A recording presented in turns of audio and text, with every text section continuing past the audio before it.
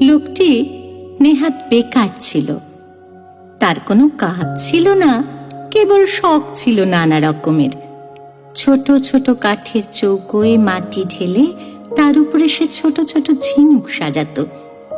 দূর থেকে দেখে মনে হতো যেন একটা এলোমেলো ছবি, তার মধ্যে পাখির ঝাঁক কিংবা এবড়ো খেবড়ো মাঠ, সেখানে গরু চড়ছে কিংবা উঁচু নিচু পাহাড়।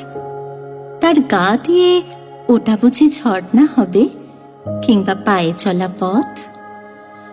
বাড়ির লোকের কাছে তার লাঞ্ছনার সীমা ছিল না। মাঝে মাঝে পণ করত পাগলামি ছেড়ে দেবে, কিন্তু পাগলামি তাকে ছাড়ত না। কোনো কোনো ছেলে আছে সারা বছর পড়ায় ফাঁকি দেয়, অথচ পরীক্ষায় খামোখা পাশ করে ফেলে। এর সেই দশা হলো। সমস্ত জীবনটা অকাজে গেল, অথচ মৃত্যুর পরে খবর পেলে যে তার স্বর্গে যাওয়া মঞ্জুর। কিন্তু নিয়তি স্বর্গের পথেও মানুষের সঙ্গ ছাড়ে না। দুধগুলো মার্কা ভুল করে তাকে কেজো লোকের স্বর্গে রেখে এলো। এই স্বর্গে আর সবই আছে, কেবল অবকাশ নেই। এখানে পুরুষরা বলছে হাঁপ ছাড়বার সময় কোথা, মেয়েরা বলছে চললুম ভাই, কাজ রয়েছে পড়ে। সবাই বলে সময়ের মূল্য আছে, কেউ বলে না সময় অমূল্য।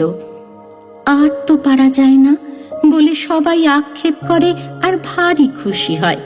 খেটে খেটে হয়রান হলুম, এই নালিশটাই সেখানকার সঙ্গীত।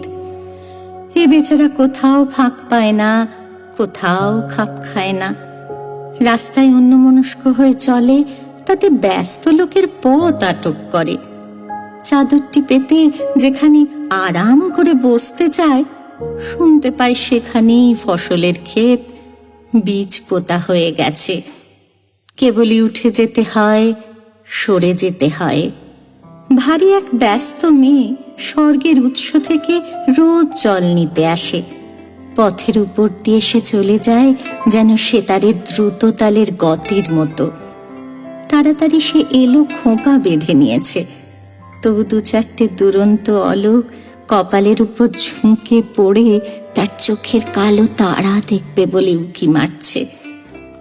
স্বর্গীয় বেকার মানুষটি এক পাশে দাঁড়িয়েছিল, চঞ্চল ঝর্ণার ধারে তমাল গাছটির মতো স্থির। জানলা থেকে ভিক্ষুককে দেখে রাজকন্যার যেমন দয়া হয়, একে দেখে মেয়েটির তেমনি দয়া হলো। আহা, তোমার হাতে বুঝি কাজ নেই? নিঃশ্বাস ছেড়ে বেকার বললে, কাজ করব, তার সময় নেই। মেয়েটি ওর কথা কিছুই বুঝতে পারলে না। বললে, আমার হাত থেকে কিছু কাজ নিতে চাও? বেকার বললে, তোমার হাত থেকেই কাজ নেব বলে দাঁড়িয়ে আছি। কি কাজ দেব? তুমি যে ঘড়া কাখে করে জল তুলে নিয়ে যাও, তারই একটি যদি আমাকে দিতে পারো। ঘড়া নিয়ে কি হবে, জল তুলবে? না, আমি তার গায়ে চিত্র করব। মেয়েটি বিরক্ত হয়ে বললে, আমার সময় নেই, আমি চললুম। কিন্তু বেকার লোকের সঙ্গে কাজের লোক পারবে কেন? রোজ ওদের উৎসতলায় দেখা হয়, আর রোজ সেই একই কথা, তোমার কাঁখের একটি ঘড়া দাও, তাতে চিত্র করব। হার মানতে হলো। ঘড়া দিলে সেইটিকে ঘিরে ঘিরে বেকার আঁকতে লাগলো কত রঙের পাক, কত রেখার ঘের। আঁকা শেষ হলে মেয়েটি ঘড়া তুলে ধরে ঘুরিয়ে ঘুরিয়ে দেখলে। ভুরু বাঁকিয়ে জিজ্ঞাসা করলে, এর মানে? বেকার লোকটি বললে, এর কোনো মানে নেই। ঘড়া নিয়ে মেয়েটি বাড়ি গেল। সবার চোখের আড়ালে বসে সেটিকে নানা আলোতে নানা রকমে হেলিয়ে ঘুরিয়ে দেখলে। রাত্রে থেকে থেকে বিছানা ছেড়ে উঠে দীপ জেলে চুপ করে বসে সেই চিত্রটা দেখতে লাগলো। তার বয়সে এই সে প্রথম এমন কিছু দেখেছে যার কোনো মানে নেই। তার পরদিন যখন সে উৎসতলায় এলো, তখন তার দুটি পায়ের ব্যস্ততায় একটু যেন বাধা পড়েছে। পা দুটি যেন চলতে চলতে আনমনা হয়ে ভাবছে, যা ভাবছে তার কোনো মানে নেই। সেদিনও বেকার মানুষ এক পাশে দাঁড়িয়ে। মেয়েটি বললে, কি চাও? সে বললে, তোমার হাত থেকে আরো কাজ চাই। কি কাজ দেব?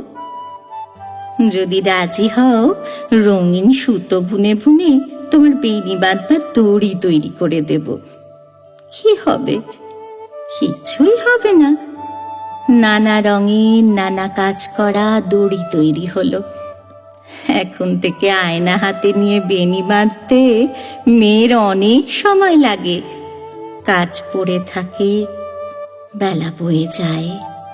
এদিকে দেখতে দেখতে কেজো স্বর্গে কাজের মধ্যে বড় বড় ফাঁক পড়তে লাগলো। কান্নায় আর গানে সেই ফাঁক ভরে উঠল। স্বর্গীয় প্রবীণেরা বড় চিন্তিত হলো। সভা ডাকলে। তারা বললে, এখানকার ইতিহাসে কখনো এমন ঘটেনি। স্বর্গের দূত এসে অপরাধ স্বীকার করলে। সে বললে, আমি ভুল লোককে ভুল স্বর্গে এনেছি। ভুল লোকটিকে সভায় আনা হলো। তার রঙিন পাগড়ি আর কোমরবন্ধের বাহার দেখেই সবাই বুঝলে বিষম ভুল হয়েছে। সভাপতি তাকে বললে, তোমাকে পৃথিবীতে ফিরে যেতে হবে। সে তার রঙের ঝুলি আর তুলি কোমরে বেঁধে হাঁপ ছেড়ে বললে, তবে চললুম। মেয়েটি এসে বললে, আমিও যাব। প্রবীণ সভাপতি কেমন অন্যমনস্ক হয়ে গেল। এই সে প্রথম দেখলে এমন একটা কাণ্ড যার কোনো মানে নেই।